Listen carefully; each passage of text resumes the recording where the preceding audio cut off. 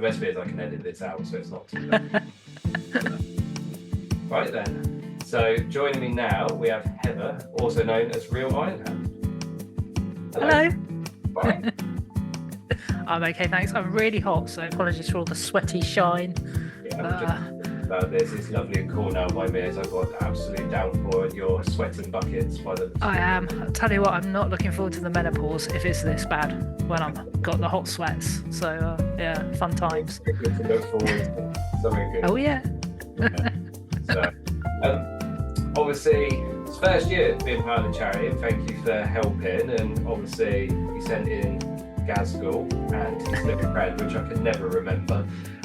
So yeah, thank you so much for that. It's an awesome prize. Thanks very much for having me. I was absolutely made up to be invited. So I just hope whoever the lucky winner is enjoys it as much as I did painting it, because it was an absolute dream to paint, and might have to get another one. So model as you did. I tell you what, you knocked it up in quite good time, considering it's a big model, that one. He's a big guy. Oh, he's hella chonky, isn't he? So I got my friend Sam, who is Green Stuff and Glue on Twitter. She built him for me. So that took a bit of the time out. But the actual painting was pretty straightforward. I followed the tutorial that Lloyd from the Painting Coach did. Yeah. And yeah, it was really straightforward. The only bit that gave me the fear was painting the checks, because I've never done them before, and straight lines with the wrong hand. But then I was sat there getting worked up over it, like, oh, I can't paint straight lines to save my bloody life. And I thought, well, it's an orc, who cares? And after that it was easy. So that's why I like Nurgle and orcs, because you can just do stuff that looks rubbish and chippy and just be like, yeah, but it's orcs, so it doesn't matter. Oh yeah. I painted what's his name, Morbidex Twiceborn, for Secret Santa for a Discord I'm in, for a guy who collects Nurgle. And I've never painted anything Nurgle before either. And I was just like slapping on all these horrible colours. It was looking great. There was no worrying, oh no, it's not very tidy, because, you know, Nurgle, who cares? Although at one point I was sat there blending pustules on a Friday night thinking, what have I done with my life? What better way to spend like a Friday night than doing that, surely? Yeah, making them nice and weepy around the edges. Lovely.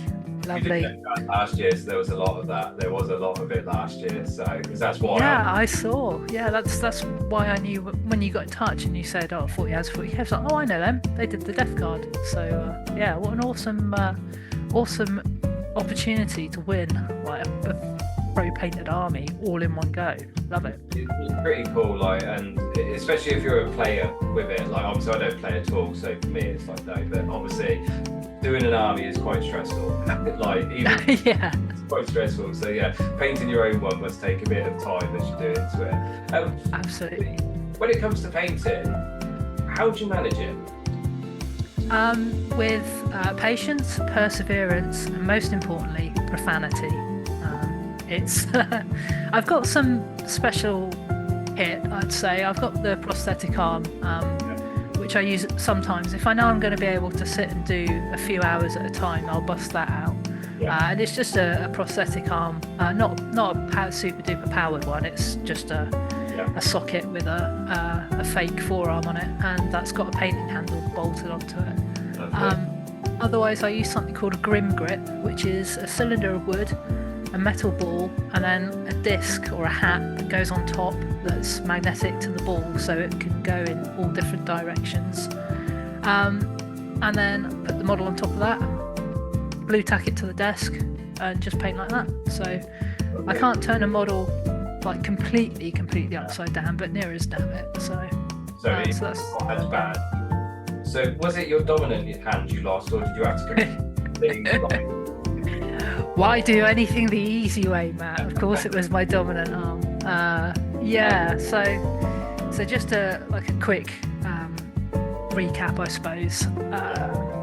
Just over 10 years ago now, June 10 years ago, I had a motorbike accident. I got knocked off by an aggregates lorry. I was overtaking him at 50 miles an hour, and then he thought, actually, I do want to be over there, and just so off I went. and did a bit of a number on myself.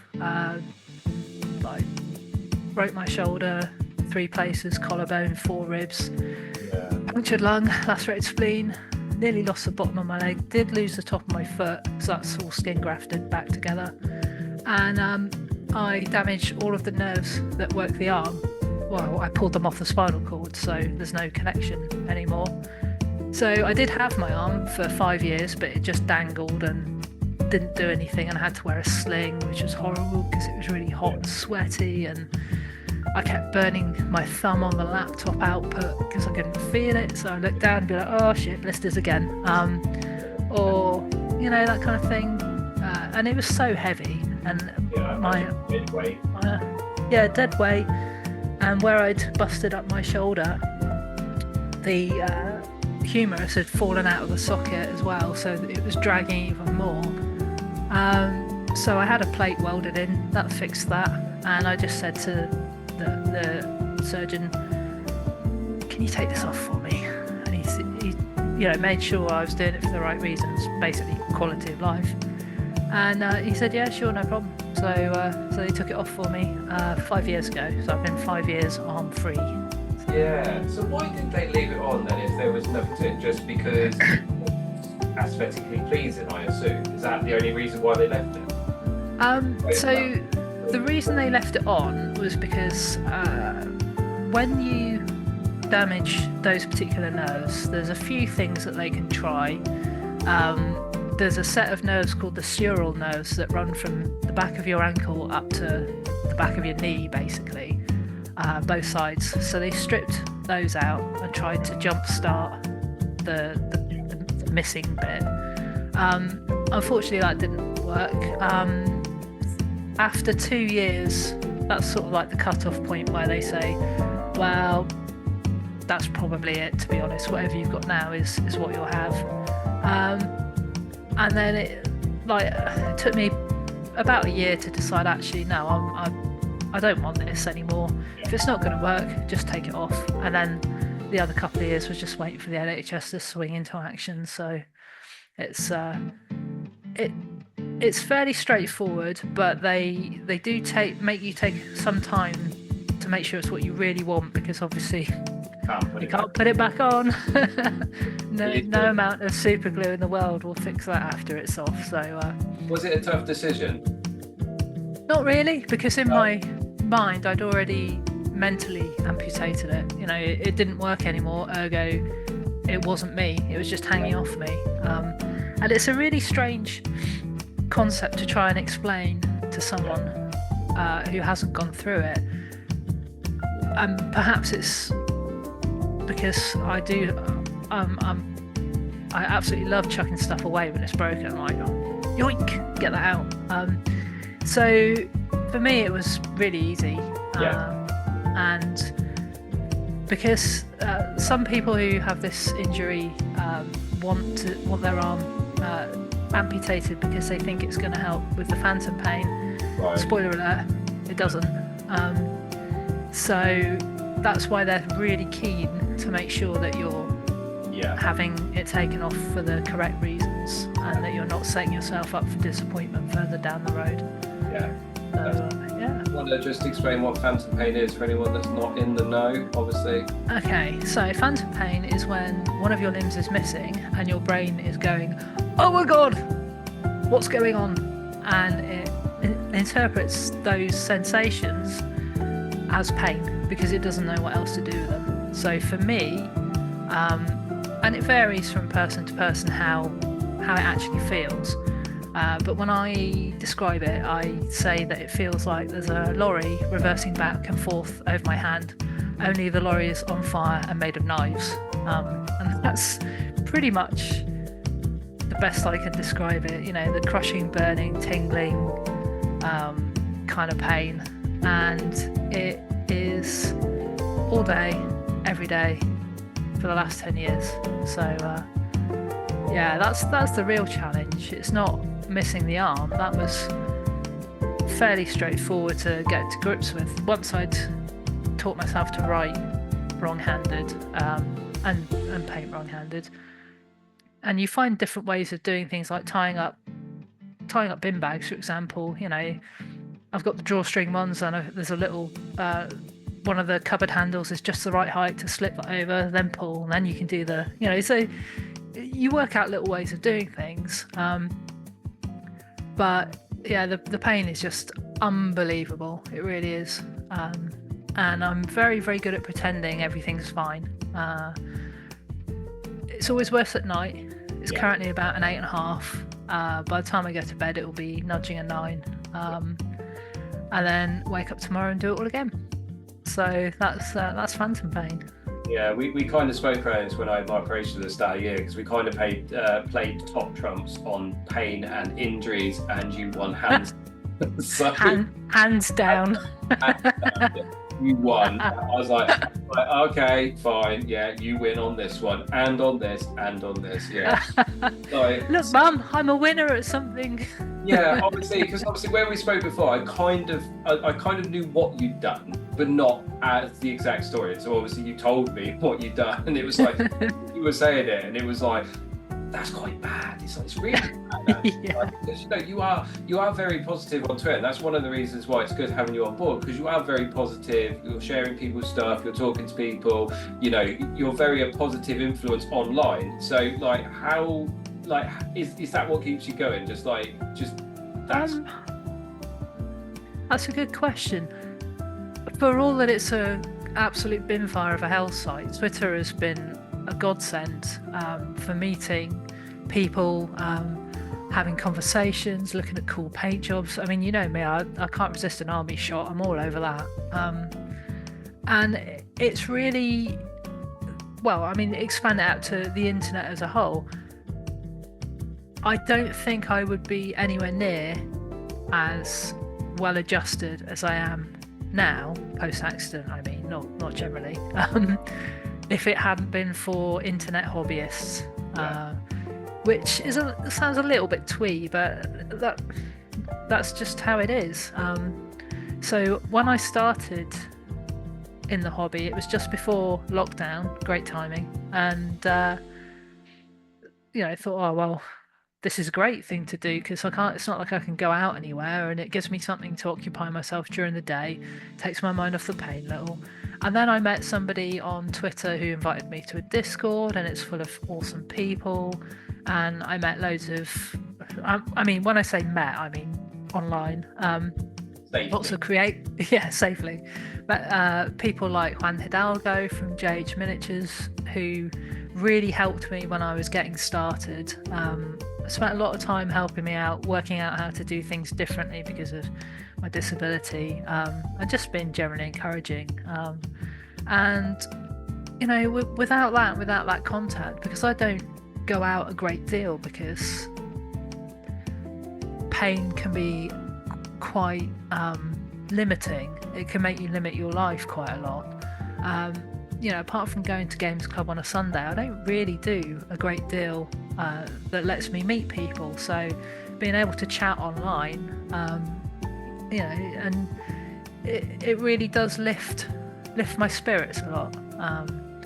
And it will vary between days. When I'm having a really crappy day, I can't even be bothered with Twitter, and it's just a head down and endure it till the next day, when hopefully it'll be a little bit better. But yeah, it's, generally speaking, it's been an absolute godsend. I think Twitter for the hobby, bearing anything to do with anything female and space marines, or lack of nipples on guards, is the newest one that seems. Most of the community seems to be quite nice and chilled, and there is quite a lot of people. You see people interacting with people that you've spoken to, and it's like, it feels like a nice. It feels like we're all at Warhammer World. We're all just having a nice time. Everyone's being nice and stuff like that. So it is quite nice to see. Whereas a lot of Twitter is just the fire that we're. I mean, you have to curate your feed quite aggressively.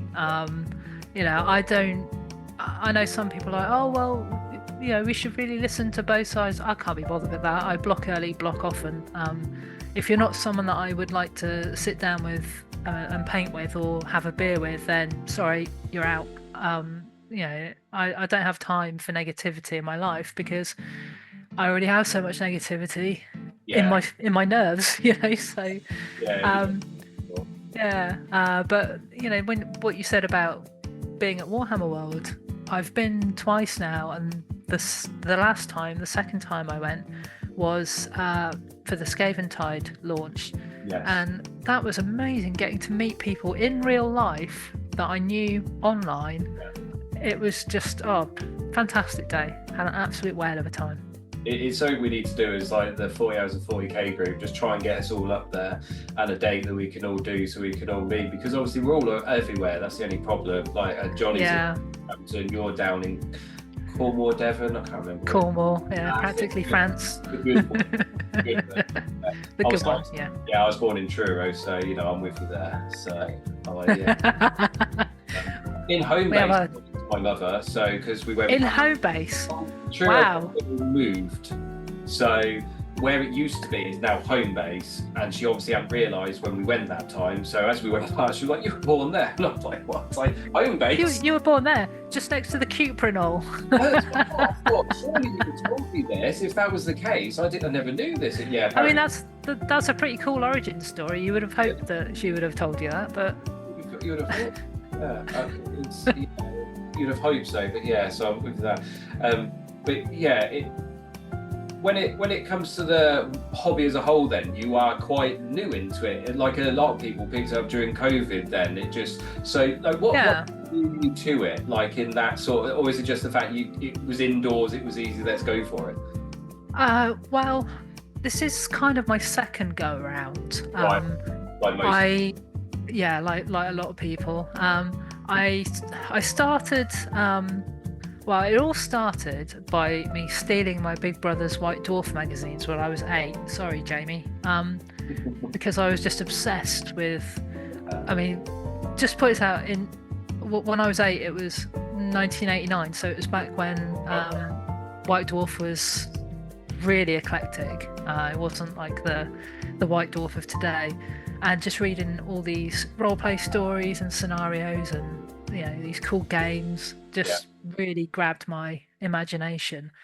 And I read White Dwarf for, I don't know, 4 or 5 years maybe, and I did paint a couple of Bretonians when they launched in 5th edition, but I never played. I didn't know anybody that played. Didn't know anyone at school. I went to an all-girls school, so no joy there. My brothers weren't interested, so I just kind of let it lapse eventually, and then started work and things just got too busy. So I've still, even in sort of the wilderness years, I would still pick up the old White Dwarf just to see what was going on. And then when I was scratching around for something to do hobby-wise, I mean, my hobbies were playing guitar, right. Awkward, riding my motorbike. No, it's not that you can't ride a motorbike with one arm. You can. There's a guy that races the Isle of Man TT with the same injury I've got, although he's still got his arm. He has it strapped to his body. But that's... I think I would have a panic attack if I got back on a bike, and my dad would kill me anyway. So it must be really hard after what you've been through. Just to the thought of getting back on one must be quite terrifying. Yeah. Weirdly, pillion would be fine, but the actual thought of me trying to, God, you know what the shitty roads are like. You go down for a corner and then you keep going down. So so maybe not. I played a lot of video games like MMOs mostly at a reasonably high level. Not pro or anything, but a few server firsts. And while I do still play video games, I've knocked a lot of the MMO style ones on the head, because just modern ones it's too hard to move and cast spells and dodge mechanics when you can only stand still for 0.2 nanoseconds, and so I didn't have any hobbies really left. So I thought, why not So I got one of those starter sets that had the little firstborn marine and a few crappy tiny little pots of paint. And I sat down and I had a go. I thought what I'll do is he's got a knife. I thought I'll leave his other arm off so I can get to his chest eagle. And I painted it, and I was so disappointed by how rubbish it was that I never even fit. I don't know where his arm's gone. So living the dream. So that's Nigel the Ultramarine, and I've still got him. He's still on my hobby desk with his terrible paint job, because it means that every time I have a tantrum about I can't do this is too hard with one hand, I'm never going to get the hang of this, he's there going, well, It's one of them important things. You really do get better the more you just carry on and keep your first miniatures, because you won't, and once you see where you were and where you are, it's so much better. And some people are very good, they'll just strip their minis constantly. It's like no, they keep them, and then you go back to it, like, bloody hell, I used to be terrible. It's like it's like, who did this? Which is always a good way to do it. So I feel that's well, they say you should only ever compare yourself against yourself. Last mini, so that should be the one. Last mini you did, is it as good as or because I think a lot of people, if you're doing tabletop, it's different, isn't it? Tabletop. If you're doing something really nice, and then you do something else really nice, it's like, let's have a look, see what the two are like. But was something good on that one that's good on this one, and vice versa. It's always a good way. Yeah, absolutely. And I think it's important as a hobbyist to decide what level you're going for. So for me, I paint things to play with them. I don't do display painting. I think I just get bored of spending that much time on the same mini. So for me, I've painted one big army, which is my Kings of War ogres, and then I've painted a fair few Space Marines, but mostly, if I'm being honest, cool tanks and things, and characters. I really haven't done many troops. They're a niche thing. They're very niche to do. They're very difficult to get convincingly if you're trying to not do them the heavy metal style. And also something that I did struggle with, aside from the physical aspects of it, was I'm a perfectionist, and I have analysis paralysis. So actually making the decision, right, I'm going to paint these as this faction and they're going to look like this, and then following through on it and painting them without going, oh, actually maybe I should do them like this. It is really difficult. And what was the other thing? If I'm painting an army, I've got another Kings of War army on the go at the moment. I struggled when I very first started army painting, because I'd take ages because I wanted every guy to look like as best as I could get him. And my friend said, but there's 40 dudes on that one base. They don't have to all be the best you can do, or you'll never get them done. So it's true. I learned this when I went to somewhere and someone had done some Tyranids in a quite cool blue colour, so quite a light blue and a dark blue. And when you actually got close to them, basically what he'd done is basically just spray can them all dark blue and then just edge dry brushed a load of it. And when they look up close, they look terrible. But when they're all together and there's loads of them, they look really good. It's really shocking, the difference between the two. Like, oh goodness. Absolutely. And I'm here obsessing over the fact that this one detail doesn't look quite right, and I'm only ever going to play with it like out here, so why does this matter? It's one of them. It depends on what you're doing. So that's good. I think maybe you guys who are display painting and that, it has to look right in the photo, whereas for me, if it looks nice in the photo, that's great, but it's going to be on a tabletop 3 feet away. So, shall I be honest with you? When it comes to the back, I'm like, I'll tell you why, because if you look alongside me, there's my cabinet that's there, and no one that comes in here sees anything other than the front of it. So it's like, why would I spend as much time on it? Unless it's like a really good beer. So obviously Angron himself, obviously he needs a lot more work because Yeah. But like when I'm doing other stuff, it's like the back. I'm like, no, I don't care. It's like no one's gonna see it. It's in my cabinet for me. So Nice. it is a way to do it. Just before we finish off, what's your favourite GW faction? Oh, well, I mean, loyalty says I have to say Iron Hands, because if I can't relate to a chapter of elective amputees, who can I relate to? But I'll be honest, I'd probably go for Gene Stealer cults.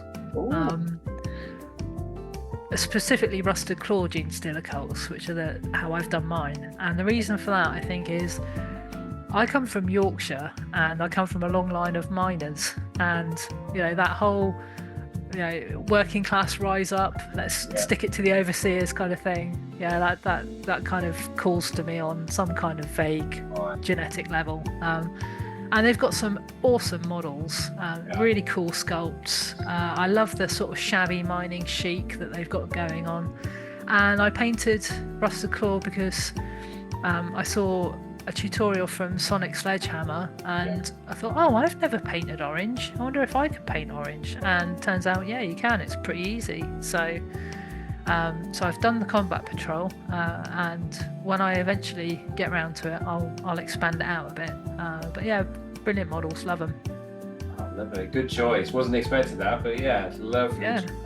Awesome. And the Day of Ascension book by Adrian Tchaikovsky is one of the best 40k books I've read, and I'm a bit of a snob when it comes to books, and I can be a little bit sniffy if I'm being honest. So there's not many Black Library books where I go, this is a really good science fiction book on its own merits, outside of the fact that it's a 40k book and therefore I want to read it because it's 40k. So thoroughly recommend it. Lovely. Awesome. Right, well, thank you for sitting and talking to us. No problem at all. It's been it's really good fun. It's quite good, this, and it's not too bad. Yeah.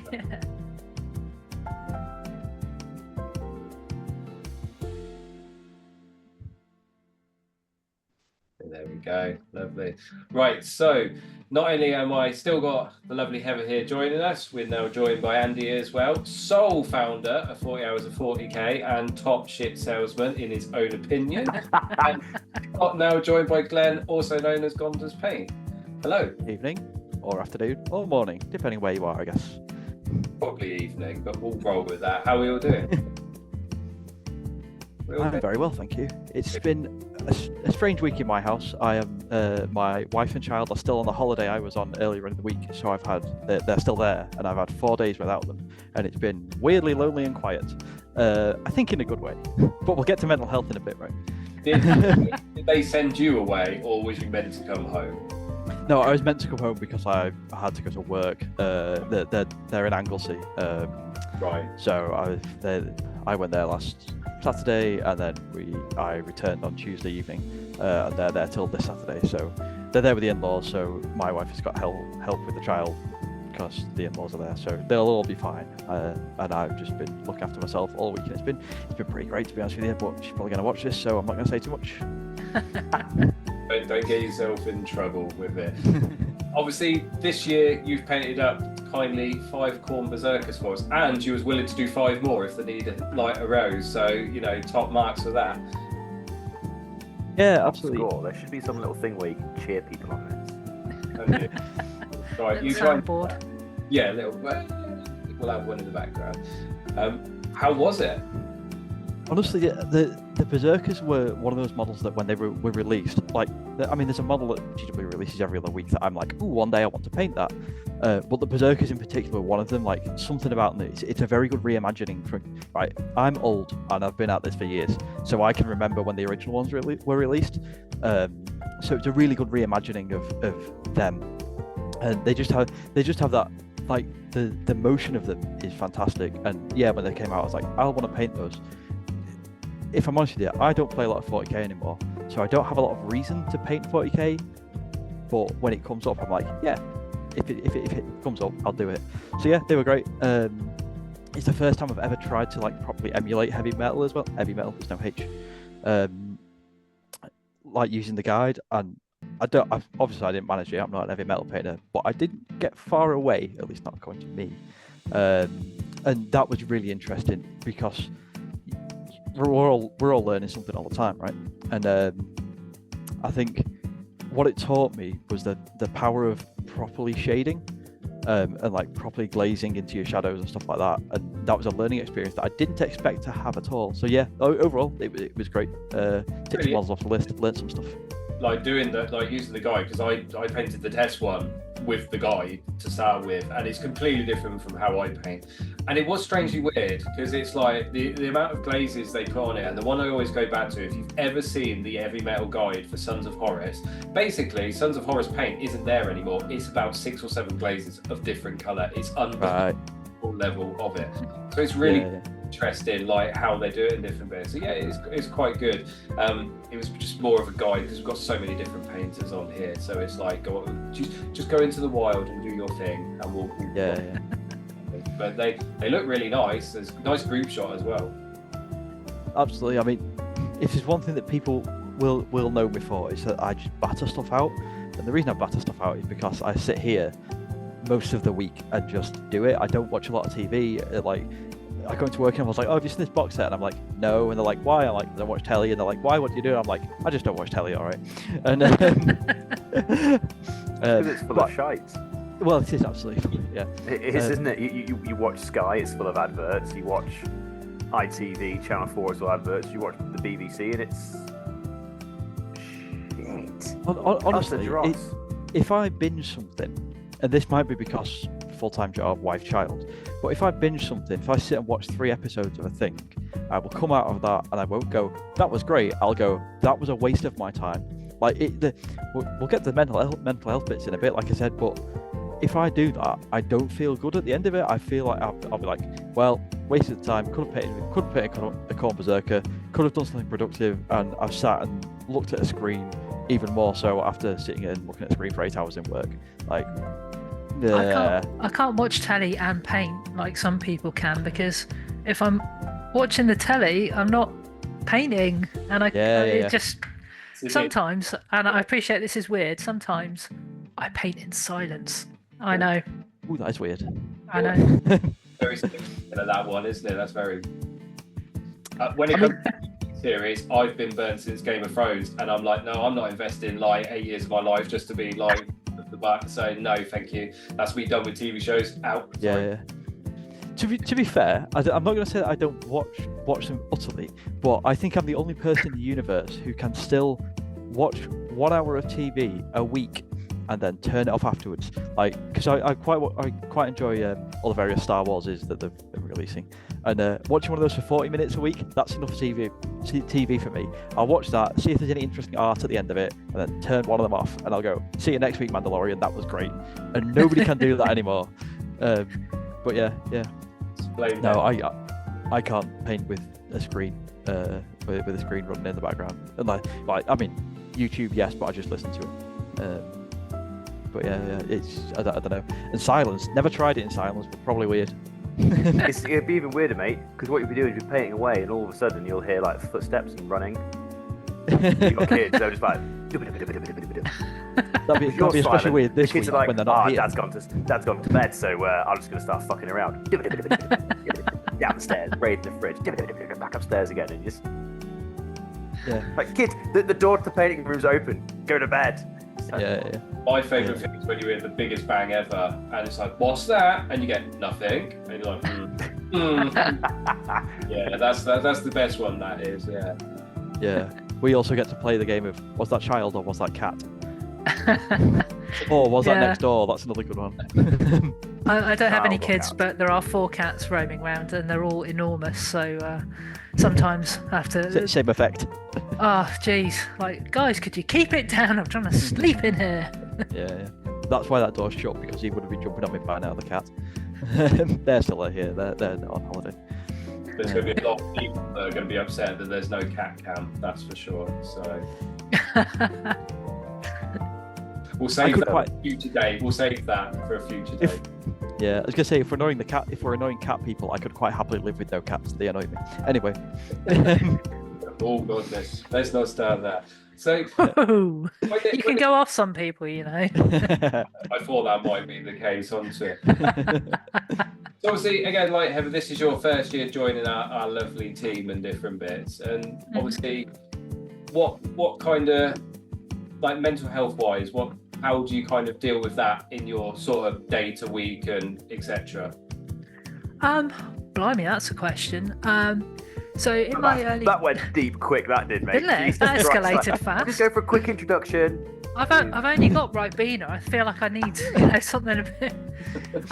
So in my early 20s, I was diagnosed with clinical depression. But then weirdly, since my accident, it's gone away. And I don't recommend near fatal accidents as a cure for depression. But I'm very grateful nonetheless.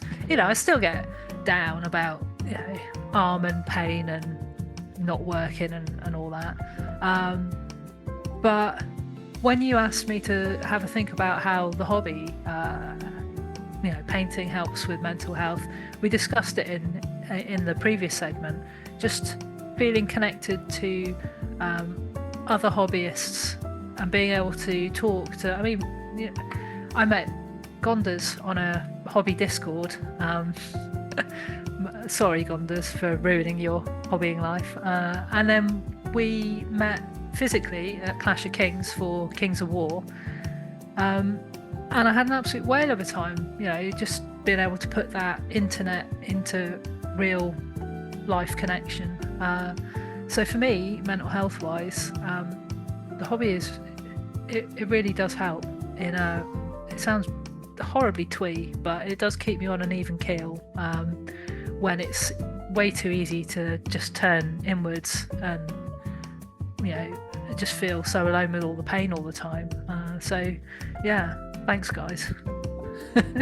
someone because obviously I've been asking people, can they sort of tell me their sort of mental health stories and sort of like what the hobby does for them and different bits. And one person put it literally perfectly, like when I'd asked about it. It's like a lovely way of phrasing, like obviously what I think a lot of us actually feel with this, like as we're doing the hobby and different bits. I'll try and find that. Glenn, how about you? What sort of? Well, I always think there's two sides of the mental health benefits of the hobby. Like, cards on the table, generally my mental health is pretty robust. Like I don't really suffer with depression or that sort of stuff.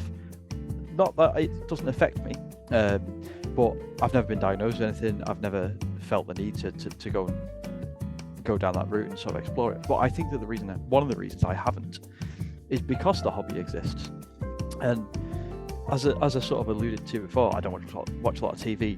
This space here is my sanctuary from whatever is outside, whatever the working day throws at me, whatever family or travel or money or whatever stresses that life can throw at you. This place is the sanctuary away from it. Ignore the decor; it's halfway through being decorated, but both physically and mentally. And I'm very good at compartmentalizing my life. I leave work, and work the car door shuts and work gets forgotten about until 8 a.m. the next morning. Like, I'll go and sort out food for the family and feed the family and get the child in bed, all the rest of it, and then I come here, that door shuts, and this zone is the space that I can decompress at the end of the day, order thoughts. And it sounds horribly sort of cliche, but when it's just you and a task, painting, that's where your focus is. And you're not doom scrolling, like you said, you're not distracted by watching something else as well.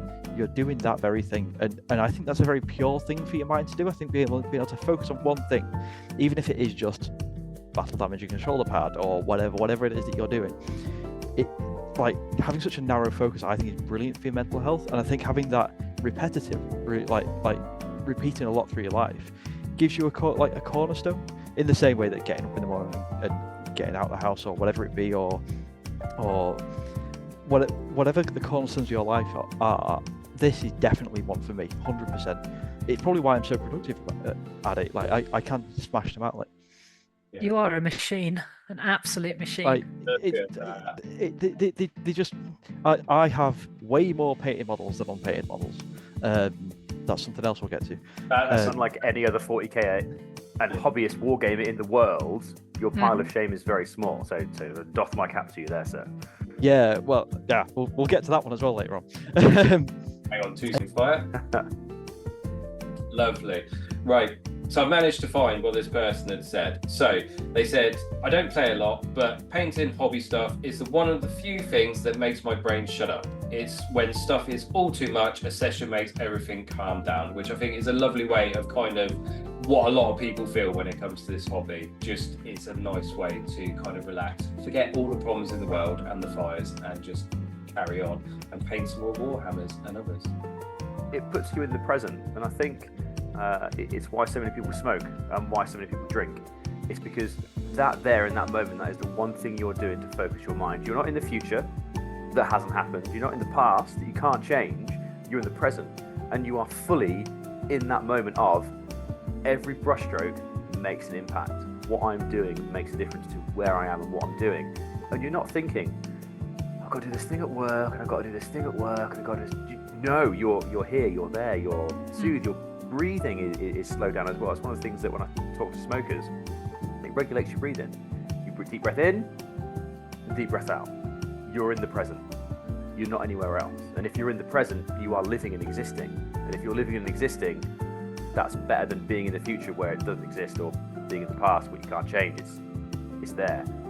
Yeah, we hear a lot of stories like from doing this, haven't we? We've had quite a few stories from people in different bits that really do struggle with it. And the amount of people that did just message, obviously when we put it out there, and a few people would like wrote from the group just saying how it helps them, you know, just something that we consider a hobby, just a hobby, you know. It's like Heather, we were talking about it the last time where we were talking about it's just a hobby, but there's other hobbies you have, like your gaming, and for you it's like guitar, stuff like that. But for a lot of people, this hobby really a bit of a release for them, like from all the bad things. And the community is so, it's unlike a lot of things where the community is very much between sides. This community as a whole, and I say as a whole, is quite nice and very calming to everyone, and very supportive. There's a lot of support, and I mean we get a load of messages when we're doing the streams and everything, don't we, and during the charity, from people saying like how it helps, and you know, it's really nice to see what a difference it can be made while doing it, and the hobby as a general.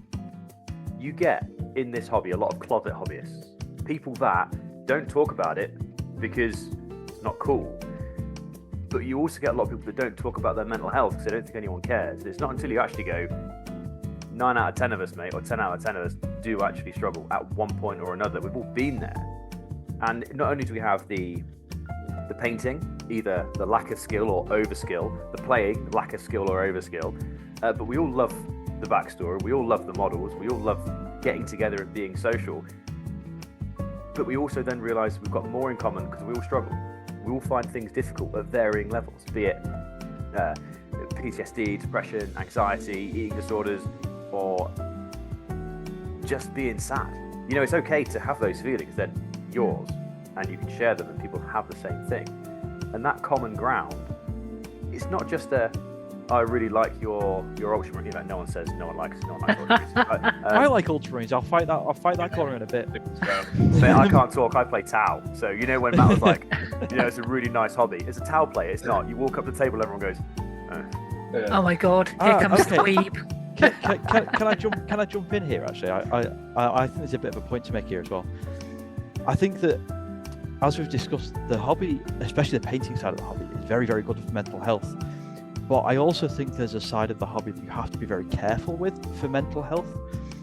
And I think sometimes that can be the social interaction with people that are strangers to you. I think that's something that's definitely worth a discussion. And I'm not saying it's necessarily a bad thing. Quite often, more often than not, it's a good thing. And I also think that when you're talking about things like when you start saying, am I good enough painter? When you start saying, am I keeping up with the meta? When you start saying, do I have to keep buying a release every week? I think that there's a discussion to be had about that sort of side of it that can not be great for mental health if you don't manage it right. I don't know if anybody agrees with that or not. I definitely agree, especially what you said about buying a release every week, because I did what a lot of new hobbyists do. I hurled myself in with all these, I've got this idea and this idea and this idea, so I buy all of this, and then, oh god, something else is coming out, well, I've got to have that too. And at one point it was making me feel a bit down, going into my hobby room and seeing all the piles of stuff, thinking, oh my god, what have I done? Like a to-do list sort of thing. Yeah, and I found myself things like that. Yeah, and one of the things I pulled myself up on was I kept saying, oh, I need to paint this, I need to paint that. I'm like, well, I don't need to. I want to, but I don't need to. I don't have to do it. It's the same philosophy as, I've got people going around, I need to tidy the house. No, because if they're the kind of people that are coming around, they're not going to care what your house is like. They're going to care if you're okay. And no one's going to care if your model's... Genuinely, I've never met anyone that's cared that my model is on the wrong base size. I've never cared or found anyone that's ever cared about my paint job or anything, because they always find a positive. Even if it is just, mate, it's great to see a fully painted army on the table. Yeah. You don't often see this squad in this army. Kudos for bringing it. You can easily get into that burnout and task saturation. I don't think saturation is even a fucking word. Saturation. Yeah. Saturation, yeah. And it can put you down, but like, oh, I need to tidy the house, I need to do this, No. It's a want, but it doesn't have to take over your life. But when the pile is there, it's always a reminder, isn't it? Yeah. It's always a... I don't think... I'll never be Gonders with his pile of, like, one model or something. Does it count as a pile if it's one model? The thing though, this is something I always say, whether or not you're talking about quite often you say it with painting standards, but also, like you said, how many models you own, how good of a game you are. Do you need to compare yourself to anybody at all, or to anybody who's not yourself? So, like, a good example of you here is that I've heard people say, don't go anywhere near Instagram, because if you go near Instagram and you look up Warhammer or you look up Gold Demon or whatever it be, you will find insanely good paint jobs that will make you want to snap your brushes in half. I hate the phrase, I want to snap my brushes in half. I know most of the time it's meant in good humour, but to me it's a very negative way of looking at it. Like, people say don't go near Instagram because it will make you sad that you can't do that. Don't compare yourself to the people on Instagram. Yeah, look at it for inspiration, but don't compare. If you've been painting for 3 months, you're never gonna hit the standard that you're gonna find, that get all the attention out there on Instagram. You're not gonna do it. Compare yourself to you 6 weeks ago if you've been out for 3 months, and then see how how your painting is then. It's a much more positive way of looking at it. That's how I sort of think about it. Anyway. I think it's a good point, because Instagram doesn't mean that your paint job is good. It just means it's popular, and popular exactly. doesn't mean the best. Like, some films are popular, they're not the best films ever, they're not like going to win the Oscars, but it's a different thing. Now, I always said, because like people were asking for like bits like this, like things to help you. If you were in a Games Workshop or Warhammer shop as it's now called, and 20 people came up to you and said, I really like your model, thumbs up, you'd be over the moon. You'd be absolutely over the moon. And yet you see people online, they're like, oh yeah, but no one liked it. It's like, people are liking it. Just, you have to know about algorithms, stuff like that, and different bits, and that can really be the issue onto it. And also, from what you've said, I think one of the big problems with Warhammer as a general, now, it's not a problem, but it can be in the space of mental health. Games Workshop is a company. They make money. That's what they're there for. Now, unlike most companies, they've got a very good, very nice Warhammer community team that are out there. They interact with the community. They're lovely people. You see them on all of the shows, etc. It's their job to be that. That is the point. But that doesn't mean GW is your friend. It's not your friend. They make money. So the releases every week, the stuff like that, the price increases, they are businesses, and businesses do shitty things. Unfortunately, just because they look nice doesn't mean they are. And I think some people can conflate the fact that they are a company, and it's, you know, just because it's your hobby, it's completely different. And I think that can cause people problems, because, you know, you see people losing their mind over stuff or releases, or when their army gets completely done. And I mean, it's no surprise when an army doesn't sell, you bump its points up, because then it sells. That's the point. But, you know, that can cause people where that reality kind of shifts maybe just a little bit, and it's not quite seen. I think that causes people a lot of problems.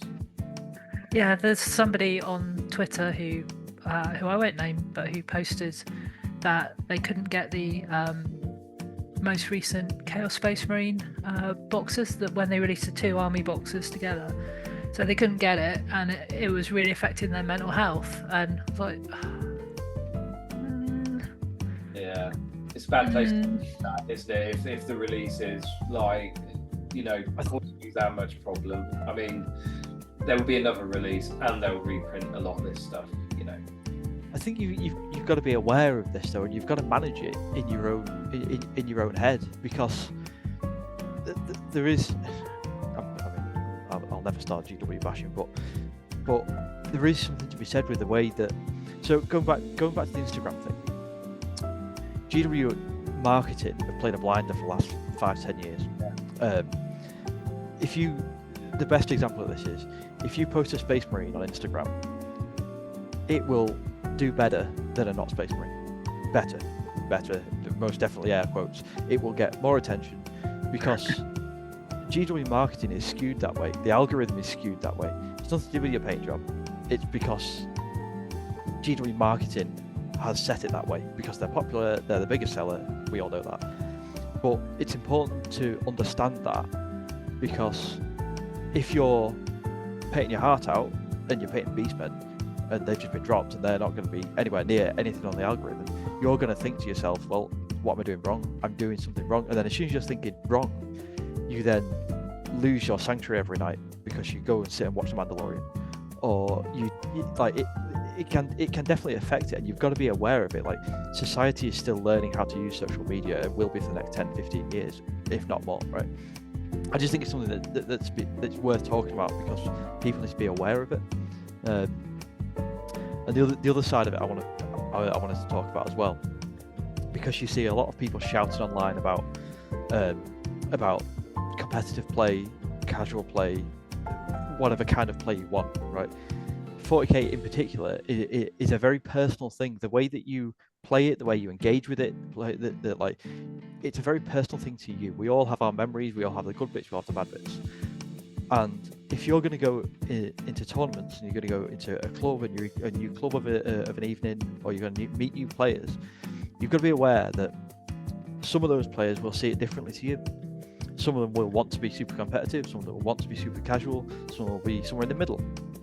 And you can go into that experience if you're unaware and or you can go into that environment and have an experience that is not great. You can hit someone who plays a different game, almost a different game to you, and that's important to think about as well, because you see people raging at each other online about the way to do it.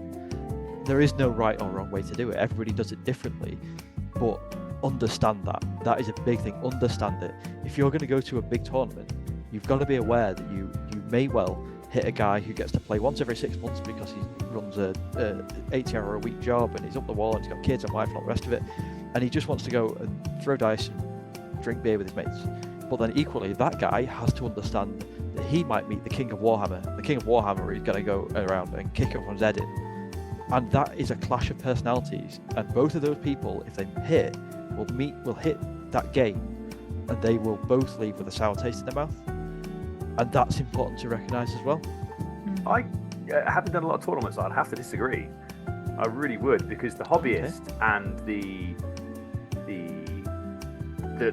guy there, the person that's there to power game to win and play like the most peak performance lists will often have a better time playing the collector, the hobbyist, because they'll have more of a chat, more of a flowy game than when they're doing the competitive stuff. But the competitive guys, they still enjoy the game. I watched the ITC or ETC, no, the UKTC. No, it was the Worlds. Anyway, Team England playing Ireland, Go Germany, Ireland, Germany, and somebody else. And the flow of their game were very different to what I would enjoy to play. But they were it was more communicative. It was more based on intention. And they were speaking to each other, going through rules, and no gotcha moments. The things that I've seen really piss people off at tournaments is you'll move into position, you'll do something, and then someone will go, oh, by the way, I can do this now. And you're like, come on, mate, I don't know 15 armors, I don't know 25 codexes, plus the supplements and whatever rules you've come out with all of your cards. I don't know them all. So don't give me a gotcha. But if I'm going to put my models here, let me know that they're going to freaking die. That's the way I think that maybe you've said the power gamer and the casual gamer can't get on. If you've got a try hard, I'll agree, try hard can be really hard work. But all they want to do is improve and up their game. There's very, very few times I've seen people butt heads. Whether or not it's a personality thing or whether or not it's a game thing, I don't know. So an example I can give this from my personal experience. Again, some tournament way back when. I was it was part of a team event that was multiple systems across multiple manufacturers. In fact, there was GW stuff, there was Malifaux, there was a bunch of games, and you took a team across those games. And basically, the team that I was on was short of a 40k player, so I was like, all right, I'll go as a 40k player, but I will be a very casual 40k player. I don't really play it. This is years ago. I don't particularly play it that often. All the rest of it, I took a fairly casual list, and I hit a player in the first round who was a Team England player. Genuinely nice bloke, absolutely fine. But the list he brought was obnoxiously rude. If you want to get technical, do you remember the Screamer Star from probably 6th or 7th edition? The upshot was that it was a bunch of Zine Screamers that had a 2-up re-rollable save, right? And now, casual me turns up and plays that. Who is bringing the negative experience? So the bloke who brought it was an absolutely lovely chap, no problem at all, and he laughed all the way through it. But during that game, I can't say I came away and had a good time. So it's not his job to give you a good time. Hey, but I tried to think of better words about couldn't. I think the window button. I don't think it's his job, but there's the social contract side of this, right?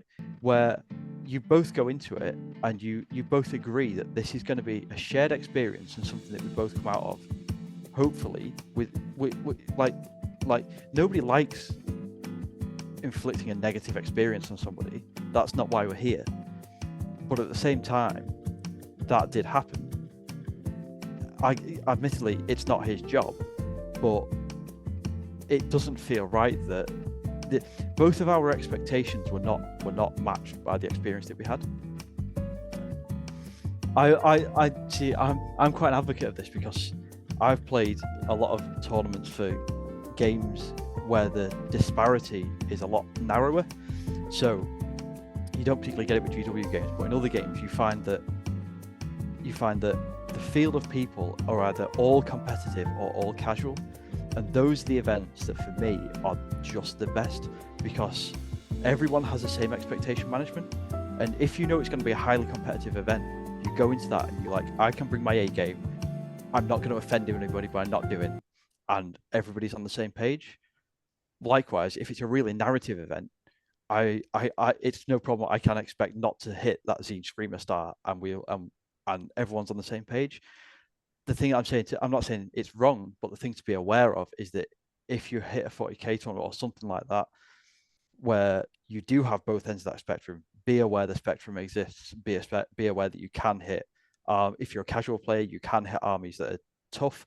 And likewise, if you're, like I said, if you are a competitive player, be aware that you might hit someone who doesn't know the rules, and that like particularly well, and that can infuriate some tournament players.